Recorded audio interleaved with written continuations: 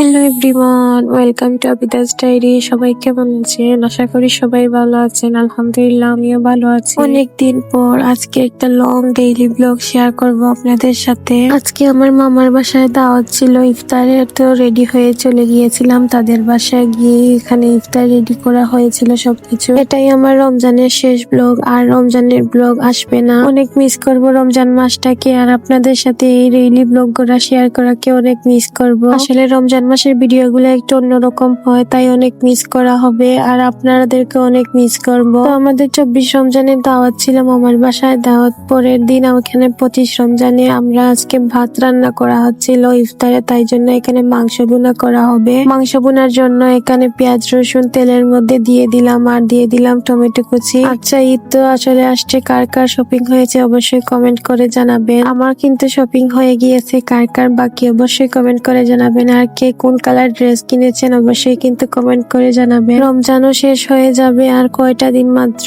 আর ঈদও চলে আসছে। এখানে আমি ভিডিও করতে করতে উল্টা চামচ দিয়ে আমি এখানে মরিচ নিয়ে নিয়েছিলাম, তারপর ঠিক করে নিয়েছি। এখানে গুঁড়া মশলা সবকিছু দিয়ে দিব, মরিচ গুঁড়া, তারপর হলুদ গুঁড়া, ধনিয়া গুঁড়া, জিরা গুঁড়া, পাঁচফোড়ন গুঁড়া, আর আমি এখানে টক দই দিব। মাংসের তরকারিতে টক দই দিয়ে দেখবেন অনেক টেস্ট আছে, গ্রেভিটা কিন্তু অনেক মজা হয়। তাই জন্য আমি সবসময় চেষ্টা করি টক দই দিয়ে মজার করে রান্না করা। টক দই কিন্তু আমরা স্কিনের জন্য অনেক ভালো, আর হেলথের জন্য অনেক ভালো। আমি এখানে কিছু পরিমাণ টক দই দিয়ে দিলাম। আচ্ছা, আপনারা কোন স্টাইলে মাংসটা ভুনা করেন অবশ্যই কমেন্ট বক্সে দিয়ে যাবেন। আমি আপনাদের রেসিপি দেখে ট্রাই করার চেষ্টা করব। তো এখানে আমাদের জন্য ইফতার এসেছিল নিচ থেকে, তো এটাও আপনাদের সাথে শেয়ার করলাম। তো এখানে কাঁচামরিচ দিয়ে এখন আমি মাংসটা দিয়ে দিব। আচ্ছা, কার কার মাংস ভুনা ভালো লাগে অবশ্যই কমেন্ট করে জানাবেন। আমার তো অনেক ভালো লাগে, কিন্তু আমার মাছ ভুনা অনেক বেশি ভালো লাগে মাংস থেকে। আমাদের বাসায় সবারই মাংস ভালো লাগে, আমারও কিন্তু অনেক ভালো লাগে মাংস। কিন্তু মাছটা আমার ছোট থেকে অনেক ভালো লাগতো,